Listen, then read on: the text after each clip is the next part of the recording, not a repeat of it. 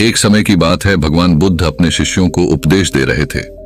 तब उनके किसी शिष्य ने उनसे यह 3 सवाल किए। पहला, कौन किसके भाग्य का खाता है? दूसरा, संसार का सबसे बड़ा बलवान कौन है? तीसरा, जो अपनी बात से मुकर जाता है उसका अंत में क्या अंजाम होता है? गौतम बुद्ध कहते हैं, तुम्हारे यह तीनों ही प्रश्न बहुत ही महत्वपूर्ण है, क्योंकि इन तीनों प्रश्नों के उत्तर हर मनुष्य को जानना जरूरी होता है। इसलिए मैं तुमको यह कहानी सुनाता हूं। उस कहानी में तुमको तुम्हारे इन तीनों प्रश्नों के जवाब मिल जाएंगे। कृपया तुम कहानी को ध्यान लगाकर सुनना। एक जंगल में एक विशाल बरगद का पेड़ था। उस पेड़ पर एक बाज पक्षी रहता था। उस बरगद से थोड़ी ही दूर पर एक बिल था। उस बिल में एक सर्प रहता था। फिर एक दिन जैसे ही सर्प दिल से बाहर निकलने लगा तो उस सर्प को वह बाज पक्षी देख रहा था। जब वह सर्प बिल से बाहर निकालने लगा तो उसी समय बाज सर्प पर झपटा, परंतु सर्प अपने बिल से अधिक बाहर नहीं निकला था, इसलिए वह वापस बिल में चला गया। फिर थोड़ी देर बाद सर्प ने अपना मुंह बिल से बाहर निकाला और देखने लगा कि बाज पक्षी यहीं पर है या कहीं पर चला गया। फिर वह बाज पक्षी दोबारा उस सर्प पर झपटा, परंतु वह फिर से वापस अपने बिल के अंदर छुप गया। जैसे ही सर्प अपने बिल से बाहर निकलने का प्रयास करता तो बाज उस पर हमला करता और उसे उठाकर ले जाने की कोशिश करता। बाज मन में सोच रहा था कि जब भी तू बाहर निकलेगा तो मैं तुझे अपना भोजन बना लूंगा, और सर्प उस बाज के डर से बिल में छुपा रहता है।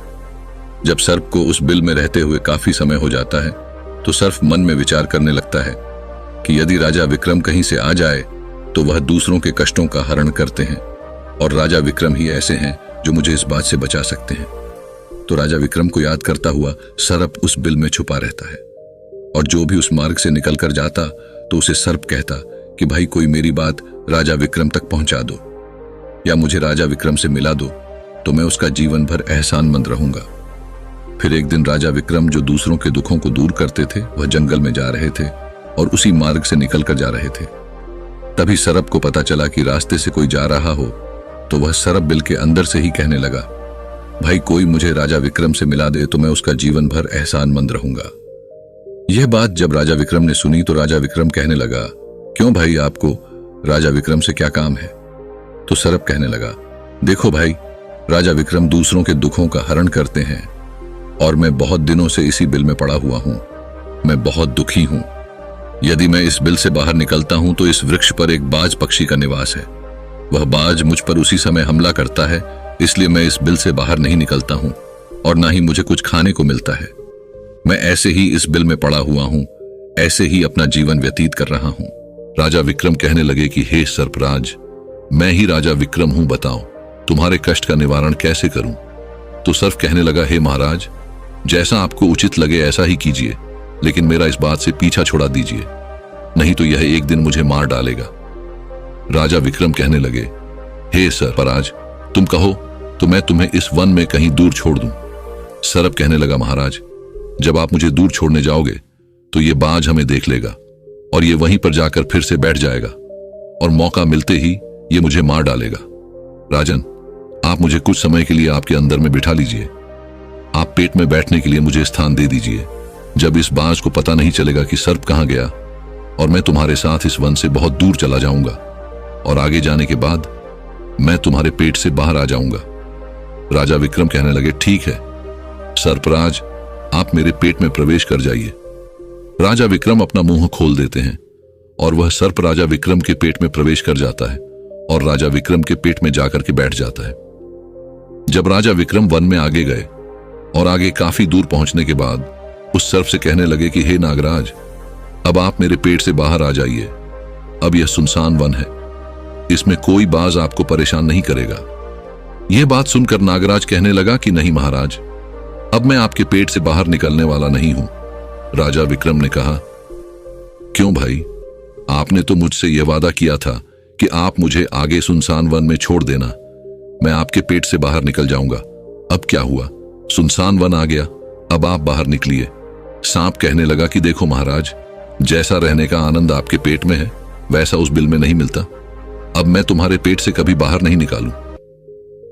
राजा विक्रम मन में सोचने लगे कि यह तो बड़ा ही दुष्ट सर्प है, अब मैं क्या करूं? और उसके जहर के प्रभाव से महाराज विक्रम का पूरे शरीर से कोट फूटने लगा। महाराज विक्रम के शरीर से कोट निकल आया। राजा विक्रम मन में सोचने लगे कि अब मैं यदि राजधानी को वापस जाऊंगा तो यह अभी संभव नहीं है, क्योंकि मैं इस वक्त कोढ़ी हो गया हूं और मुझे इसी वन में रहकर इस नागराज से भी छुटकारा पाना है। यह सोचकर महाराज विक्रम एक पेड़ के नीचे झोपड़ी बनाकर सो जाते हैं। उनके शरीर से कर राज विक्रम के पेट में बैठा हुआ था। राजा विक्रम उस वन में पड़ी हुई एक कोढ़ी की हालत में है। अब इधर उन्हीं के समय एक प्रसिद्ध जनपद था। श्रावस्ती और श्रावस्ती नगरी के महाराजा थे ताम्रध्वज महाराज। ताम्रध्वज के 3 पुत्रियां थीं और राजा ताम्रध्वज बड़ा अहंकारी और बड़ा ही अभिमानी राजा था। फिर एक दिन उसने अपनी तीनों बेटियों से पूछा कि बताओ बेटियों, तुम किसके भाग्य का खाती हो? फिर उनमें से 2 बेटियां तो राजा के डर से कहती हैं कि पिताजी, हम तो आपके भाग्य का ही खाते हैं। परंतु उनमें से राजा की एक चित्ररेखा नामक बेटी थी। वह चित्ररेखा अपने पिता ताम्रध्वज कहती हैं कि नहीं पिताजी, मैं किसी के भाग्य का नहीं खाती हूं, मैं तो केवल अपने ही भाग्य का खाती हूं। उस बेटी की बात सुनकर राजा को बहुत क्रोध आया और राजा ने उसी समय नाई और ब्राह्मण को बुलाया और नाई और ब्राह्मण से कहने लगा कि री, इन दोनों बेटियों का रिश्ता तो आप किसी राजा के यहां करके आइए, और जो यह बड़ी वाली बेटी है इसका रिश्ता किसी कूड़ी कलंक की या जिसके हाथ पैर नहीं हो उसके साथ करके आइए। फिर राजा का आदेश मिलते ही नाई और ब्राह्मण उन तीनों बहनों का रिश्ता करने के लिए चल देते हैं। उन्होंने राजा की दोनों छोटी बेटियों का रिश्ता तो राजवंशों में कर दिया, परंतु तीसरी बेटी के लिए वर ढूंढते ढूंढते हुए उसी वंश से निकाल कर जा रहे थे जिस वन में राजा विक्रम अपनी झोपड़ी में कोढ़ी के रूप में पड़े हुए थे। उनके शरीर से कोढ़ बह रहा था। तो राजा विक्रम को देखकर नाई और ब्राह्मण आपस में कहने लगे कि इससे अच्छा तो कोई व्यक्ति हमें नहीं मिलेगा, इसलिए इसके साथ ही राजा की लड़की का संबंध करके चलते हैं। फिर राजा विक्रम के साथ नाई और ब्राह्मण ने राजा ताम्रध्वज की लड़की चित्ररेखा का विवाह तय कर दिया और राजा ने भी बहुत जल्दी ही चित्रलेखा को उस वन में ले जाकर कि वहीं उस खड़ी राजा विक्रम के साथ उसका विवाह संपन्न कर दिया। राजा विक्रम जैसे महापराक्रमी राजा समय की चपेट में आ गए और एक कूड़ी का जीवन गुजार कर रहे थे। वह लड़की बड़ी पतिव्रता थी। वह अपने पति राजा विक्रम की सेवा करती थी और वह दोनों छोटी बहनें जो थीं वह बड़े बड़े राजाओं के घर में गई तो वह तो आराम की जिंदगी जी रही थी, लेकिन चित्रलेखा राजा विक्रम के साथ दुखी जीवन काट रही थी। कहते हैं जो अपने नियम और सिद्धांतों पर रहता है और जो धर्म का पालन करता है, ईश्वर हमेशा उसे सुखी रखना ही पसंद करता है। भगवान उसे हमेशा आनंद प्रदान करता है। इसलिए जब उस झोपड़ी में रहते रहते चित्ररेखा को राजा विक्रम के साथ बहुत दिन बीत जाते हैं तो उस झोपड़ी के पास एक पीपल का वृक्ष था और उस वृक्ष के नीचे एक दूसरा सर्प का बिल था। तो एक दिन विक्रम सो रहे थे और रात्रि का समय था और चित्रलेखा महाराज विक्रम की सेवा कर रही थी। उसी समय उस बिल से एक सर्प बाहर निकलता है और बाहर निकलकर जो राजा विक्रम के पेट में सर्प था उस सर्प से कहने लगता है, अरे दुष्ट, अपने वचन से मुकर गया। तूने तो महाराज विक्रम से कहा था कि मैं दूर वन में जाकर तुम्हारे पीठ से बाहर निकल जाऊंगा, और तो ऐसे परोपकारी राजा के पीठ में जाकर के बैठ गया। तुम्हारे जहर के कारण राजा के पूरे शरीर से कोढ़ निकाल आया। अरे तुझे शर्म नहीं आई कि तूने कितना गलत काम किया है? क्योंकि इतने समय में राजा विक्रम न जाने कितने ही जीवों का दुख दूर करते हुए सर्प आगे कहता है, यदि कोई सुन रहा हो तो मैं तेरे मरने का उपाय बताता हूं। यदि कोई गंगा जल लाकर के इस राजा को पिला दे तो तेरे उसी समय 100 टुकड़े हो जाएंगे और मल के रास्ते से बाहर निकल जाएगा। अब राजा के पेट के अंदर बैठा हुआ जो सर्प था वह दूसरे सर्प से कहने लगा कि तेरे जैसा भी मैंने कभी नहीं देखा। धन के खजाने पर कुंडली मारकर बैठा है। यदि यह धन मानव समुदाय के कल्याण के लिए लगाया जाता तो इससे न जाने कितने मानवों का भला होता। मैं भी तेरे मरने का उपाय बताता हूं। यदि कोई सुन रहा हो तो कोई पीपा तेल गर्म करके तेरे बिल में डाल दे तो उसी समय तो नष्ट हो जाएगा, और इस बिल वाले स्थान की खुदाई करेगा तो यहां पर अपार धन संपत्ति निकलेगी। उस बात को चित्रलेखा बड़े ध्यान से सुन रही थी। चित्रलेखा ने मन में विचार आया, यह राजा विक्रम है और इनके पेट में एक सर्प बैठा हुआ है, इस कारण महाराज के शरीर से कोढ़ निकाल रहा है। तो वह बेचारी चित्ररेखा एक आशी के आश्रम पर पहुंचती है और उन आशी से अनुरोध करती है कि महात्मा, मुझे 1 गिलास गंगा जल की आवश्यकता है। आशी ने कहा, बे, तुम कौन हो और गंगा जल का क्या करेगी? तो वह चित्ररेखा कहने लगी, हे मुनिवर, मैं राजा ताम्रध्वज की बेटी चित्ररेखा हूं और मेरे पति के लिए मुझे दवा के रूप में गंगा जल चाहिए। उस आशी ने उसे 1 गिलास गंगा जल दे दिया अब चित्ररेखा गंगाजल लेकर जल्दी ही महाराज विक्रम के पास पहुंच गई और पहुंचकर महाराज विक्रम से कहने लगे कि महाराज, यह दवाई है, आपके कोण को सही करने के लिए आप इसे ग्रहण कीजिए। राजा विक्रम उस गंगाजल को पी गए और जैसे ही राजा विक्रम ने उस गंगाजल का पान किया तो उस सर्प के उसी समय 100 टुकड़े हो गए। जो पेट में था वह सर्प नष्ट हो गया। वह धीरे धीरे राजा के शरीर से मल के रास्ते से बाहर निकल आया। अब तो राजा का कोढ़ धीरे धीरे सही हो गया। राजा का पूरा उपचार हो गया। राजा पहले की तरह स्वस्थ हो गए। अब राजा विक्रम से चित्ररेखा कहने लगी, हे महाराज, मैं एक स्त्री हूं, इस शहर में नहीं जा सकती हूं। आप शहर में जाइए और एक पीपा तेल का लेकर आ जाएं। राजा विक्रम कहने लगे कि चित्ररेखा, उस तेल का तुम क्या करोगी? चित्ररेखा ने कहा, महाराज, आप पहले तेल का पीपा लेकर आइए, फिर मैं आपको बताऊंगी। फिर चित्ररेखा की बात सुनकर राजा विक्रम बाजार में जाते हैं और वहां से एक पीपा तेल का लेकर आते हैं। फिर चित्ररेखा वहां आग जलाती है और उस आग पर उस तेल को गर्म करती है और गर्म करके उस सर्प के बिल में खाली कर देती है। जैसे ही उस बिल में वह गर्म तेल डाला गया तो सर्प की मृत्यु हो गई। राजा विक्रम से चित्ररेखा कहने लगी कि महाराज, स्थान को खोद दीजिए। फिर राजा विक्रम ने जब उस स्थान की खुदाई की तो वहां से अपार धन संपत्ति निकाली। चित्ररेखा कहने लगी, महाराज, देखिए, मैं जानती हूं कि आप जय नरेश राजा विक्रम हैं, परंतु मेरे पिता ने मेरा अपमान किया है और मुझे एक कोढ़ाई को दिया था, परंतु मैं मेरे भाग्य का खाती हूं, इसलिए इसी स्थान पर मेरे पिता का जो महल है उससे अच्छा महल बनना चाहिए।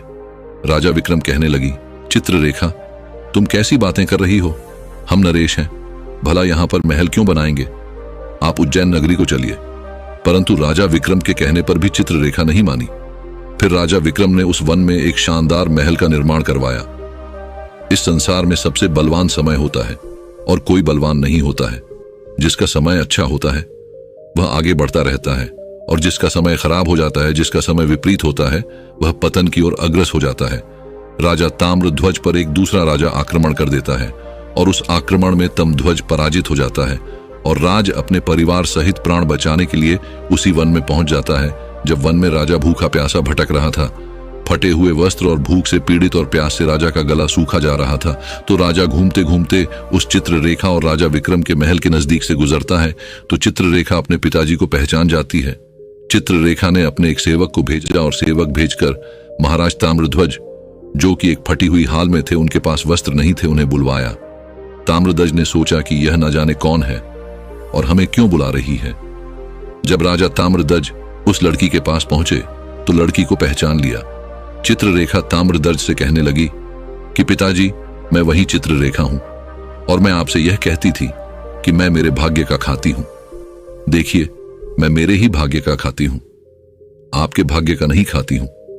आपने ने मुझे एक कूड़ी को दिया था, परंतु मेरे भाग्य में तो एक सम्राट लिखा था। देखिए पिताजी, मैं उज्जैन नरेश राजा विक्रम की पत्नी हूं। राजा ताम्रध्वज मन में विचार करता है और अपनी उस लड़की से अपने अपराध के लिए क्षमा मांगता है। इस संसार में सबसे बड़ा बलवान समय है और हर कोई व्यक्ति किसी दूसरे के भाग्य का नहीं खाता है। हर कोई यह सोचता है कि यह मेरे भाग्य का खा रहा है। नहीं, कोई किसी के भाग का नहीं खाता है। जो कोई खाता है वह अपने भाग्य का ही खाता है। हर दाने दाने पर खाने वाले का नाम होता है। आप यह ना सोचे कि हम किसी को खिला रहे हैं। आप किसी को खिलाने वाले कौन होते हैं? इस संसार को खिलाने वाला तो एक ही है और वह है भगवान शिव शंकर। जो अपनी बात से मुकर जाता है उसका अंत वही होता है जो राजा विक्रम के पेट में बैठे हुए उस सर्प का हुआ था। अंततः वह विनाश को प्राप्त होता है। हमेशा सत्य की ही जीत होती है और अधर्मी, अत्याचारी और पापियों का अंत होता है। इस तरीके से राजा विक्रम और उसकी पत्नी चित्ररेखा ने राजा ताम्रध्वज का बड़ा स्वागत किया। वह राजा विक्रम महाराज ताम्रध्वज को अपने साथ उज्जैन ले आए और बाद में राजा विक्रम ने अपनी सेना राजा ताम्रध्वज के साथ भेजी और जिस राजा ने ताम्रध्वज को पराजित किया था उससे अपना राज्य वापस पा लिया। जिसकी किस्मत अच्छी होती है, जिसके कर्म अच्छे होते हैं, उसे ईश्वर कहीं ना कहीं से देता है। हम और तुम तो अपने परिवार का पालन करने में भी हिचक जाते हैं, लेकिन इस संसार का पालन करने वाले को देखिए, वह पूरे संसार का हर जीव जंतुओं का ध्यान रखता है। वीडियो अगर पसंद आया हो तो वीडियो को लाइक